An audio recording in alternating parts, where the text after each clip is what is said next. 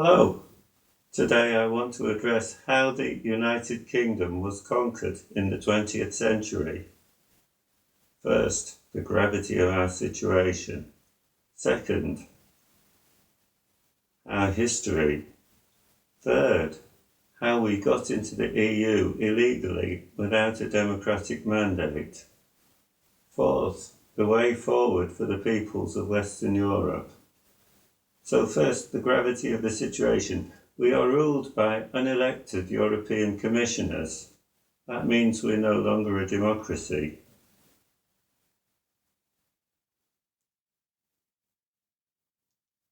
From the time of the Magna Carta in 1215, right up until 2004, Britain had the freedom of the individual enshrined in our law. Yet the European arrest warrant took that away. And now, if you're accused of a crime anywhere in the EU, you can be taken there and held until you can prove yourself innocent. It's so far from British justice. In fact, the people of Britain have less freedom than the people of Hong Kong. The extradition treaty that the people of Hong Kong are protesting about is the same thing as the European arrest warrant. So why aren't we protesting just as much? Second, our history. Since Henry VIII threw off the shackles of the Holy European Empire, right up until 1972, we were a free and democratic nation. During that time, many attempts were made by European armies to retake Britain, and by the sovereign grace of God, they were defeated, often in very supernatural ways. So third, how did we get into the EU without a democratic mandate and illegally? In a word, deceit.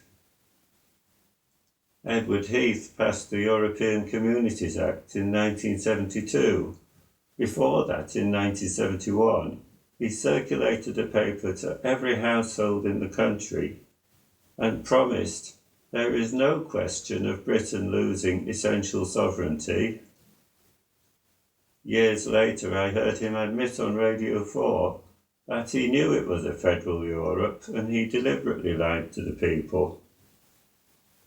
Then in 1975, Harold Wilson had a referendum, and before that he circulated a paper to every household in the country, and he said that any fears of an economic and monetary union, he said of that, this threat has been removed. It was a lie, and he knew it was a lie. So that referendum was invalid anyway. Finally, in 2016, David Cameron had a referendum, and he said, if we vote leave, we will leave the EU, we will leave the common market. In fact, the day after the result, I will trigger Article 50. It's now clear that we're not a democracy because the majority of the people have been ignored. Recently, Angela Merkel and President Macron have been saying the European Union needs a real army.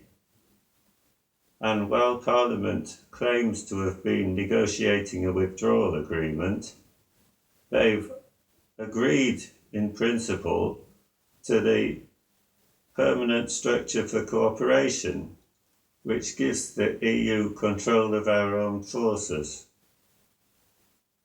So fourth, the future.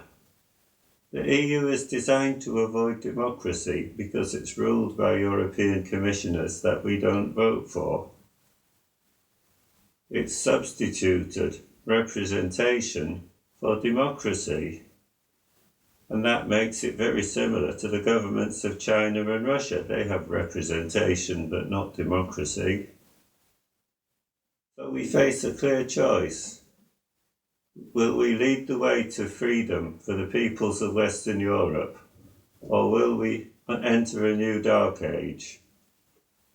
Vote UKIP for democracy. Vote UKIP for freedom. Vote UKIP for civil liberties. Thank you.